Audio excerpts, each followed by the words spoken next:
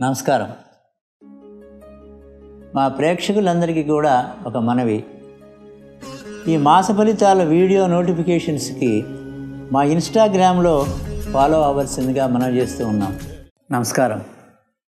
శ్రీ శోభకృతనామ సంవత్సర 2024 ఫిబ్రవరి నెల అంటే మాఘమాసం అందరికీ కూడా సన్ రైజ్ టీవీ ప్రేక్షకులకు అభిమానులకు అందరికీ కూడా శుభాశీస్సులు, శుభాకాంక్షలు. ఈ మాసం ఫిబ్రవరిలో వచ్చేటువంటి యొక్క మాఘమాసం అతి పవిత్రమైనటువంటిది. ఇది అందరికీ కూడా ఆరోగ్య భాగ్యం కావాలి. ఆరోగ్యాన్ని ఇచ్చేటువంటి వాడు సూర్యుడు భగవానుడు. ఆరోగ్యం భాస్కరాది చేత్ అన్నారు. అంటే ఎంత సంపాదన ఉన్నప్పటికీ కూడా, ఎంత అదృష్టం ఉన్నప్పటికీ కూడా ఆరోగ్య భాగ్యం లేనిదే ఉపయోగంలోకి రావు. ఆరోగ్యాన్ని ఈ నెలలో విశేషంగా సూర్యభగవానుడి ఆరాధన ఇస్తుంది. అన్నదాత ఆరోగ్యప్రదాత సూర్యభగవానుడు. అందువలన రథసప్తమి మొట్టమొదటిసారిగా సూర్యభగవానుడు తన యొక్క కిరణాన్ని భూమి మీద పంపించినటువంటి యొక్క రోజు. అంటే రథసప్తమి అంటారు. దాన్నే సూర్య జయంతి ఈ మాఘమాసంలోనే వస్తుంది, సప్తమి రోజున. సరే, అటువంటిది ఈ నెల. తప్పకుండా ఈ నెలల్లో కూడా మిగతా రోజుల్లో చేసినటువంటి దానికంటే కూడా ఎక్కువ రెట్లు, 1000 రెట్లు ఎక్కువగా సూర్యభగవానుడికి ప్రీతికరమైనటువంటి యొక్క మాసం కాబట్టి అందరం కూడా సూర్యభగవానుడిని ఆరాధన చేద్దాం. ఈ నెలంతా కూడా విశేష ఫలితాలు పొందుదాం. అలాగే శ్రీ పంచమి అని చెప్పని వస్తుంది. శ్రీ పంచమి అక్షరాభ్యాసాలకి చాలా గొప్పది. సరస్వతీమాత అనుగ్రహాన్ని పొందాలి అంటే మాఘమాసంలో పంచమి రోజున, శుద్ధ పంచమి రోజున అక్షరాభ్యాసాలు చేస్తారు. ఆ రోజున అక్షరాభ్యాసాలు అయిపోయిన వాళ్ళకి చక్కగా సరస్వతీమాత దగ్గర కూర్చోబెట్టి సరస్వతీ నమస్తుభ్యం అని ఒక కీర్తన పాడించండి. ఓం శ్రీ సరస్వత్యై నమః అని ఆ పిల్లల చేత అనిపించి బడిలోకి పంపించండి. కొత్తగా అక్షరాభ్యాసాలు కూడా చేయడానికి మంచిది ఈ నెల.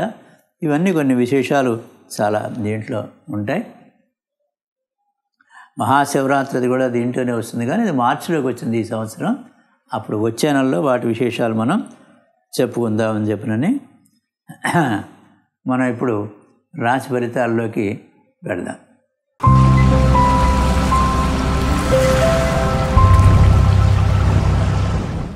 శ్రీ శోభకృతనామ సంవత్సర 2024 ఫిబ్రవరి నెలకి ధనుస్సు రాశి ఫలితాల కార్యక్రమానికి స్వాగతం. హరి ఓం. గురుబ్రహ్మ గురుర్విష్ణు గురుర్దేవో మహేశ్వర గురు సాక్షాత్ పరం బ్రహ్మ తస్మై శ్రీ గురవే నమః. ఓం గణానాం త్వా గణపతిగం భవామహే కవిం కవీనాం ఉపమశ్రవస్తవం జ్యేష్ఠరాజం బ్రహ్మణాం బ్రహ్మణస్పత ఆనశృణ్వన్నోతిభిస్సేదసాదనం ప్రణో దేవీ సరస్వతి వాజేభిర్వాజినీపతి ధేనామవిత్రివివతు. శ్రీ గురుభ్యో నమః. శ్రీ మహాగణాధిపతిభ్యో నమః. వాగ్దేవీ మహాసరస్వత్యై నమః. 2024 ఫిబ్రవరి నెల ధనుసు రాశి ఫలితాలు చెప్పుకుందాం. ఈ మాసంలో ధనుర్రాశి వారికి గురు శుక్ర శనులు అనుకూలంగానే ఉన్నారు. వాళ్ళ సంచారం బాగానే ఉంది. రవి బుధుల సంచారం కూడా పర్వాలేదు. దీనివల్ల గృహంలో శుభకార్యాలు కలిసి వస్తాయి. ధనాదాయం బాగానే ఉంటుంది. విద్యార్థులకు విద్య బాగా వచ్చే సూచనలు కనపడుతున్నాయి. అయితే మంచి ర్యాంకుల్లో ఆశించిన వృత్తి విద్యా కోర్సుల్లో ప్రవేశం లభించాలి అంటే పాస్ అవటం వేరు, ఉత్తమ శ్రేణిలో పాస్ అవటం వేరు కదా. అందువలన కొద్దిగా శ్రద్ధ పెట్టాల్సి ఉంటుంది. విద్య బాగా ఉంటుంది. అందరి తర్వాత పెద్దలకు కూడా మోక్ష విద్య కూడా లభిస్తుంది. ఎందుకంటే పెద్దవాళ్ళకి ఇంక మనకు చదువు ఏమిటంటే ఏదో వృత్తి వ్యాపారాలు చేసుకుంటున్నాం కదా అని చెప్పి మనం అనుకోవచ్చు.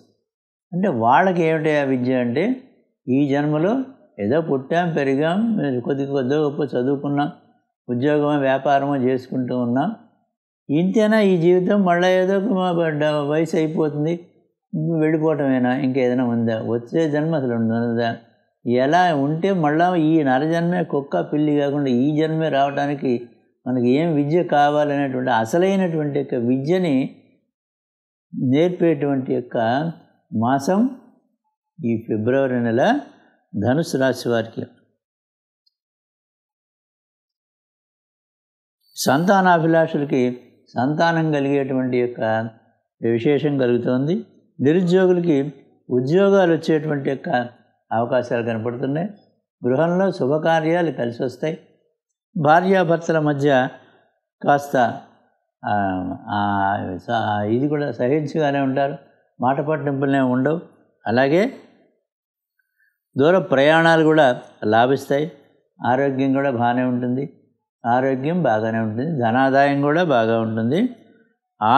ఆధ్యాత్మికమైనటువంటి కార్యక్రమాల్లో కూడా పాల్గొంటూ ఉంటారు. ఆధ్యాత్మిక చింతన కూడా పెరుగుతూ ఉంటుంది. వృత్తి వ్యాపారాలు కూడా అనుకూలంగా ఉంటాయి.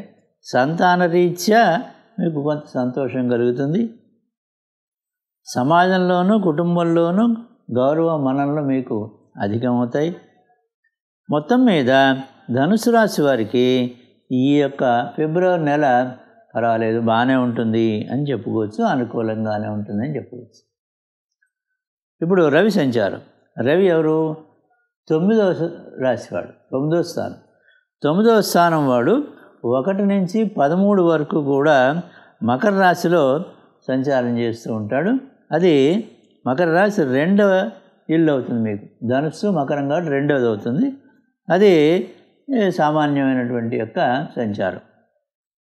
13 రాత్రి 7:19 దగ్గర నుంచి కుంభంలో ప్రవేశం చేస్తాడు రవి. అది 3 సంచారం అవుతుంది. 3 సంచారం అంటే విక్రమస్థానంలో సంచారం సంపదనిస్తాడు అని చెప్పినని శాస్త్రం. ఏం సంపదిస్తాడైనా రవి ఆరోగ్యం భాస్కరాదిచ్చేత్ అన్నారు. అందువలన సంపూర్ణమైనటువంటి యొక్క ఆరోగ్యాన్ని మీకు ఇస్తాడు. అందుకే ఇందాక ఇంట్రడక్షన్లో ఆరోగ్యం బాగా ఉంటుందని చెప్పడానికి గల కారణం అదే. ఆరోగ్యం, ఆరోగ్య సంపద, అన్ని సంపదల్లోకి ఆరోగ్య సంపద చాలా గొప్పది. దాని ఆరోగ్య భాగ్యం అంటారు.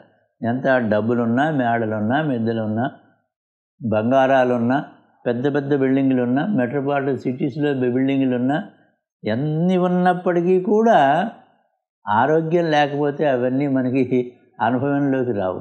చూసారా? అందుకోసం అని చెప్పినని ఆరోగ్యంగా ఉండేవాడు సుఖపడతాడు. ఏదో రోజుకు 4-5 రూపాయలు తెచ్చుకొని కావాల్సిన వస్తువులు రోజు తెచ్చుకొని తినేసి హాయిగా పడుకుని తెల్లారు లేస్తాడు, ఏసీ గిజంతా లేకుండా. వాడు అదృష్టవంతుడు, వాడే ధనవంతుడు. ధనమాకి నేను ధనం వాయు సనం ధోర్యో ధనం సుహు. ఎవడయ్యా ధనవంతుడు అని చెప్పినని వేదం చెప్పింది. వాడే ధనవంతుడు అని చెప్పిన అన్నారు. ఎందుకంటే వాడికి అందరూ అనుకూలంగా ఉన్నారు. అది గ్రహ పరిస్థితి అనుకూలం అంటే. కాబట్టి ఇప్పుడు మీకు కూడా ఆ యొక్క రవి అనుగ్రహం బాగా ఉంది, చక్కగా ఉంది, ఆరోగ్యం బాగా ఉంటుంది. కుజ సంచారం గురించి తెలుసుకుందాం ఇప్పుడు. కుజుడు 5-12 వాడు మీకు. 5-12 ఎక్కడ ఉంటున్నాడు? 1 నుంచి 5 వరకు కూడా ధనుసు రాశిలో సంచారం చేస్తున్నాడు. మీ రాశిలోనే సంచారం చేస్తూ ఉన్నాడు కుజుడు. అంటే అది మిత్రక్షేత్రమే. గురువుగారు మీ రాశికి అధిపతి, కుజుడు సంచారం చేస్తున్నాడు, బాగా ఉంది. అలాగే 5 రాత్రి 9:46 దగ్గర నుంచి కూడా మకర రాశిలో ప్రవేశం చేస్తాడు కుజుడు. అంటే 2 సంచారం చేయబోతూ ఉన్నాడు. అది శుభవ్యయాన్ని చేయిస్తాడు అని చెప్పినాను. కుజుడు శుభవ్యయం ఏంటండి? మందులు, మాకులు, డాక్టర్లు, ఈ సూపర్ స్పెషాలిటీ హాస్పిటల్ చుట్టూ తిరిగి లక్షలు పోగొట్టుకుంటామేమో అని చెప్పినాను అంటారు. కాదు, వీడు శుభవ్యయం చేయిస్తాడు 3. ఎందుకంటే 2 ఉన్నాడు కాబట్టి ధనస్థానం, కుటుంబ స్థానం, మరి విద్యాస్థానం, వాక్ స్థానంలో ఉన్నాడు కాబట్టి కుజుడు శుభ ఫలితాన్నే ఇస్తాడు. శుభవ్యయం అంటే వాడు భూదేవి కుమారుడు కాబట్టి ఏదైనా పొలాలు, స్థలాలు, చిన్న చిన్న అపార్ట్మెంట్లో ఇలాంటి కొనుక్కోవడానికి అవకాశాలు కలిగిస్తాడు కుజుడు. శుక్రుడు 6-11 వాడు మీకు. 6 వాడు 11 వాడు. 1 నుంచి 11 వరకు కూడా ధనురాశిలో సంచారం చేస్తూ ఉంటాడు. ధనురాశి అంటే మీ రాశిలోనే వాడు కూడా సంచారం చేస్తున్నాడు శుక్రుడు. అదేమిటి మీకు 1 సంచారం చేస్తున్నాడు. శుక్రుడు కనుక ఏ రాశి వారికైనా అంటే చంద్రుడు మీ పుట్టినప్పుడు చంద్రుడు ఉన్నటువంటి యొక్క రాశిలో నుంచి గోచార శుక్రుడు కనుక మీ ఇంట్లోనే ఉండేటట్టు మీ రాశిలోనే ఉండేటట్లయితే ఆరోగ్యాన్ని ఇస్తాడు అని చెప్పినది శాస్త్రం. కాబట్టి మంచి ఆరోగ్యం బాగా ఉంటుందని ఇందాక చెప్పడానికి గల కారణం శుక్రుడే. ఆరోగ్యం బాగా ఉంటుంది. 11 తెల్లవారుజామున 4:56 అంటే 12వ తారీఖు నుంచి కూడా మకర రాశిలో ప్రవేశం చేస్తాడు. మకర రాశి అంటే మీకు 2వ రాశి అవుతుంది. 2వ రాశిలో శుక్రుడు సంచారం చేస్తే భాగ్య ఫలితాలను ఇస్తాడు అని చెప్పినది శాస్త్రం. కాబట్టి శుక్రుడు స్త్రీగ్రహం కాబట్టి స్త్రీలందరికీ కూడా ఈ రాశిలో ఉండేటువంటి స్త్రీలందరికీ కూడా ఫిబ్రవరి నెల అత్యద్భుతంగా ఉంది, చాలా బాగా ఉన్నది. వాడు పట్టిందల్లా బంగారంగా ఉంటుంది. స్త్రీలందరికీ కూడా చాలా బాగుంది. తర్వాత ఈ కళాకారులందరికీ కూడా చాలా బాగా ఉంది. ఎందుకంటే కళాకారులు అంటే సంగీత, సాహిత్య, నాట్య, శిల్ప, చిత్రలేఖనాలు ఇవన్నీ కూడా 5, దాన్ని 4 చేశారు. సంగీతం, సాహిత్యం, నాట్యం, శిల్పంలోనే చిత్రకళను కూడా పెట్టేశారు, చిత్రలేఖనం కూడా. అవి లలిత కళలు అంటారు వాటికి. అవి శుక్రుడు గ్రహాల్లోకి అధిపతి. శుక్రుడు యొక్క అనుగ్రహం లేనిదే అవి అబ్బవు. అలాగే అమ్మవారి సరస్వతీ మాత అనుగ్రహం లేనిదే ఇవన్నీ ఏమీ రావు. కనుక శుక్రగ్రహ సంచారం చాలా బాగా ఉంది కాబట్టి మీకు ఈ కవులు, గాయకులు, కళాకారులు, తర్వాతనేమో సినీ రచయితలు కానివ్వండి, సినీ సంభాషణ రచయితలు, గీత రచయితలు, దర్శకులు, నటీనటులు, కెమెరామెన్, ఇలాంటి వాళ్ళందరూ కూడా వీళ్ళకి శుక్రుడు బాగా అధీనం. శుక్రుడు కనుక బాగా లేకపోయినట్టయితే స్టూడియో గేట్లోకి కూడా వెళ్ళలేకపోతారు. మనం పరిశీలన చేసినట్టయితే పెద్ద పెద్ద వాళ్ళందరి యొక్క నటీనటులు ఇప్పుడు చెప్పుకున్న వాళ్ళందరికీ కూడా శుక్రుడు బాగానే ఉంటాడు. అంటే ఆ శుక్రుడు యొక్క బలాన్ని బేరీజు వేసుకుని వాళ్ళ యొక్క స్థితిగతులను కాబట్టి ఆలోచన చేయవచ్చు. మొత్తానికి శుక్రుడు కొద్దో గొప్ప అనుకూలంగా ఉంటేనే ఆ కళల్లో ప్రవేశం ఉంటుంది. వాళ్ళందరికీ కూడా చాలా బాగా ఉంది. ఈ నెలంతా కూడా చాలా బాగా ఉంది. ఇక బుధగ్రహ సంచారం 10-7 వాడు. ఈయన ఎక్కడున్నాడు? 1 నుంచి 20 వరకు కూడా మకర రాశిలో సంచారం చేస్తూ ఉన్నాడు.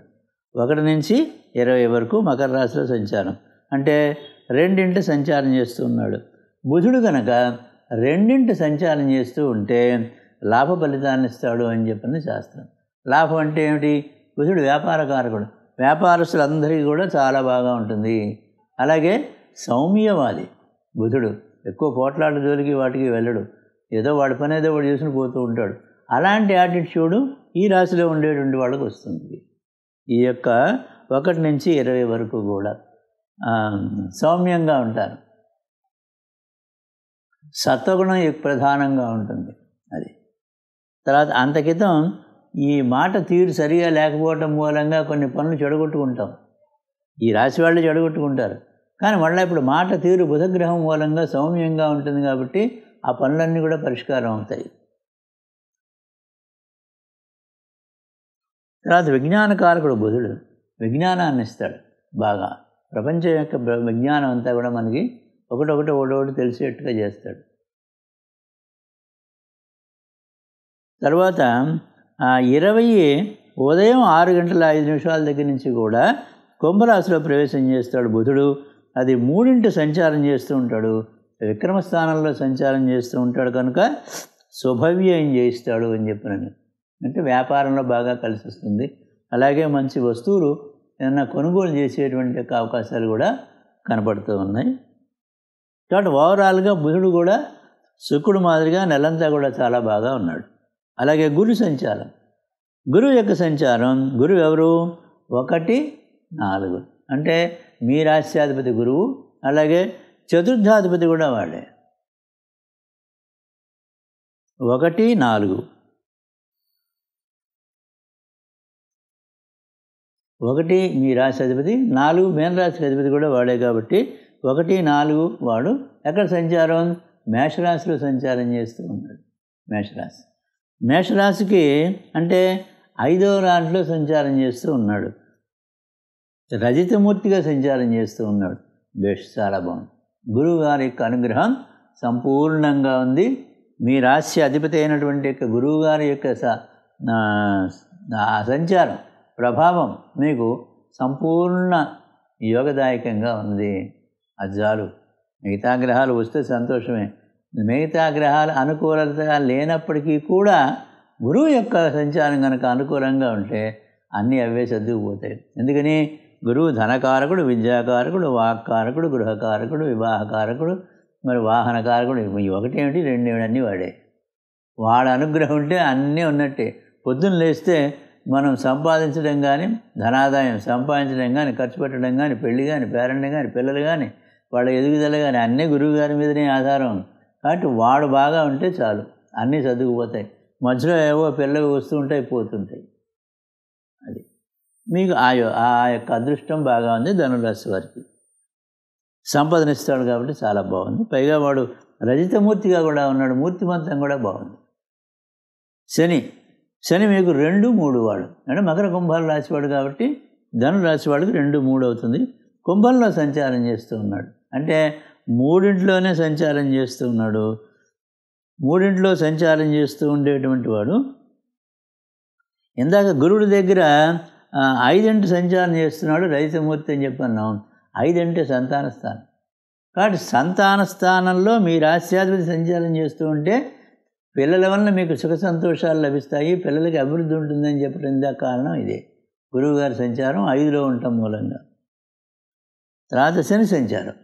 శని 2, 3 వాడు కుంభంలో సంచారం చేస్తూ ఉన్నాడు, అంటే 3 సంచారం చేస్తున్నాడు, అంటే విక్రమస్థానంలో సంచారం చేస్తూ ఉన్నాడు. సంపదనిస్తాడు వాడు. సంపదని అంటే ఏ రాశి వారికి అయినప్పటికీ కూడా పుట్టినటువంటి యొక్క చంద్రుడు ఏ రాశిలో ఉన్నాడో ఆ రాశి నుంచి గోచార శని కనుక 3 సంచారం చేస్తూ ఉండేటట్లయితే సంపదనిస్తాడు. 3 వాడు 3లో సంచారం చేస్తున్నాడు, విపరీత రాజయోగం, చాలా బాగుంది.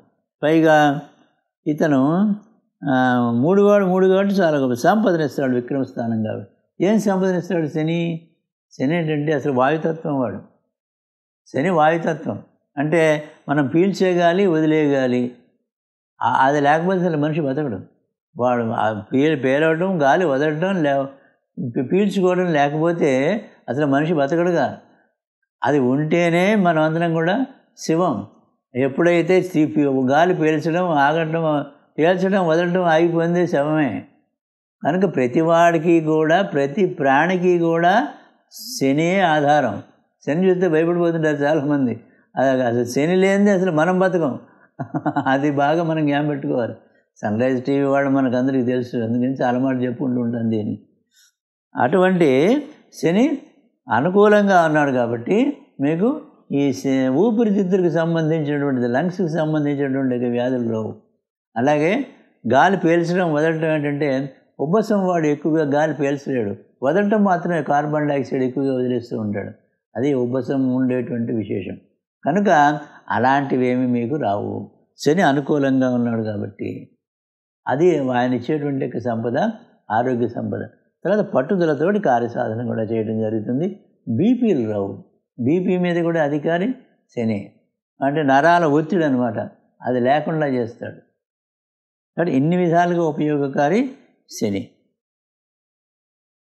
తర్వాత రాహువు మీనరాశిలో సంచారం చేస్తూ ఉన్నాడు, 4 సంచారం చేస్తూ ఉన్నాడు, సువర్ణమూర్తిగా సంచారం చేస్తున్నాడు. ఇంకేం కావాలండి, రాహు పూర్తి అనుకూలంగా ఉన్నాడు. రాహు పూర్తి అనుకూలంగా ఉన్నాడు, చాలా బాగుంది. అంటే రాహు జాయింట్ పెయిన్స్ అలాంటివి రావు. అలాగే థైరాయిడ్ కూడా వాడిదే పోర్ట్ఫోలియో. జాయింట్ పెయిన్, మోకాళ్ళ నొప్పులు కానీ, మెడ నొప్పులు కానీ, వెనక బ్యాక్ ఏక్ కానీ, తర్వాత L1 L2 ఈ డిస్క్ ప్రాబ్లమ్స్ కానీ, లాంబార్ అంటారు, ఆ ప్రాబ్లమ్స్ కానీ అవి రాకుండా ఉంటాయి రాహువు మూలంగాను. మీకు అనుకూలంగా ఉండటం మూలంగా, సువర్ణమూర్తిగా సంచారం చేస్తూ ఉండటం మూలంగా. ఇంకా కేతువు యొక్క తర్వాత ఆడవాళ్ళకి కూడా ఋతుక్రమం నెలవారీ సరిగా రాకుండా ఉండేటువంటి చేయటం వాడు రాహువు. వాడు అనుకూలంగా ఉన్నాడు కాబట్టి అంతకితం ఈ సమస్య ఉన్నవాళ్ళు మందులు తీసుకోండి, చక్కగా తగ్గిపోతుంది, రెగ్యులర్ అవుతుంది. కేతువు యొక్క సంచారం కన్యారాశిలో జరుగుతుంది. ఇప్పుడు కన్యారాశి మీకంటే ఏంటనమాట, 10 సంచారం చేస్తూ ఉన్నాడు కన్యారాశిలో. అది సువర్ణమూర్తిగా సంచారం చేస్తున్నాడు. కేతు సంచారం అద్భుతంగా ఉంది మీకు. అంటే ఆధ్యాత్మికత, ధార్మికత, కథగుడి, దైవము ఇలాంటివన్నీ కూడా అలవాటు అవుతాయి. ఆ కార్యక్రమాల్లో పాల్గొంటారు. బాగుంది. కాబట్టి విద్యార్థులకి బాగుంది, వ్యాపారస్తులకి బాగుంది, ఉపాధ్యాయులకి బాగానే ఉంది, ఉద్యోగస్తులకి సెకండ్ హాఫ్ నుంచి బాగా ఉంది, వ్యవసాయదారులకి పర్వాలేదు, స్త్రీలకి కళాకారులకి అత్యద్భుతంగా ఉందని చెప్పుకున్నాం. ఇందాకనే మనం చాలాసేపు చెప్పుకున్నాం. అలాగే వైద్యులకి సెకండ్ హాఫ్ బాగుంది, న్యాయవాదులకు కూడా సెకండ్ హాఫ్ నుంచే బాగుంటుంది, చేతి వృత్తిదారులు బాగానే ఉంది, వృద్ధులకి కూడా బాగానే ఉంటుంది. ఇప్పుడు మాసాధిపతుల యొక్క విశేషాలు తెలుసుకుందాం. మూలా నక్షత్రం 1 నుంచి 10వ తారీఖు వరకు కూడా రాహు మాసాధిపతిగా ఉన్నాడు. 10 తర్వాత నుంచి శుక్రుడు మాసాధిపతిగా ఉన్నాడు. కాబట్టి మీరు సూర్య ఆరాధన చేసుకోండి. ఓం సూర్యాయ నమః అని ఒక 21 పర్యాయం చదువుకోండి. అట్లాగే ఆదిత్య హృదయ స్తోత్రం, సూర్యనారాయణమూర్తి వారి అష్టోత్తర శతనామావళి ఇవి చదువుకుంటూ ఉండండి, బాగుంటుంది. అలాగే దుర్గా స్తోత్రాలు చదువుకోండి. తర్వాత లక్ష్మీ అష్టోత్తరాన్ని పారాయణ చేయండి. పూర్వాషాఢ నక్షత్రం వారికి 1 నుంచి 10 వరకు కూడా కేతువు మాసాధిపతి, 10 నుంచి రవి మాసాధిపతిగా ఉంటాడు. లక్ష్మీ అష్టోత్తరాన్ని పారాయణ చేసుకోండి. అలాగే సూర్య ఆరాధన చేయండి. ఓం సూర్యాయ నమః అనేది ఒకటి, ఆదిత్య హృదయ స్తోత్రం ఒకటి, ఇవి పారాయణ చేసుకోండి. తర్వాత సూర్యనారాయణమూర్తి వారి అష్టోత్తర శతనామావళి కూడా పారాయణ చేసుకోండి. తర్వాత ఉత్తరాషాఢ నక్షత్రం వారికి 1 నుంచి 10 దాకా శని మాసాధిపతి, 10 తర్వాత రాహు మాసాధిపతిగా ఉంటాడు. మీరు సూర్యనారాయణమూర్తి వారి యొక్క అనుగ్రహం పొందాలి. దానికి ఓం సూర్యాయ నమః అని చక్కగా చదువుకోండి. ఒక 21 నుంచి 108 పర్యాయాలు కాస్త జపం చేసుకోండి. తర్వాత శని స్తోత్రం, నీలాంధ్రసమాభాసం రవిపుత్రం యమాగజం ఛాయామాత్రణ సంభూతం తం నమామి శనీశ్వరం. ఇది ఒక 21 టైమ్స్ చదువుకోండి. తర్వాత దుర్గామాత స్తోత్రాలు చదవండి, ఇది కంపల్సరీ. మీకు అదృష్ట సంఖ్య 3, ఆది సోమ మంగళ గురువారాలు కలిసి వచ్చేటువంటివి 1, 2, 3, 5, 7 ఈ అంకెలు కూడా బాగుంటాయి. ధనురాశి వారికి నవగ్రహాలు కూడా ఏకాదశి స్థానంలో ఉండేటువంటి యొక్క విశేషాలని ఇవ్వవలసిందిగా భగవంతుడిని ప్రార్థన చేస్తూ సర్వే జనాః సుఖినో భవంతు. స్వస్తి.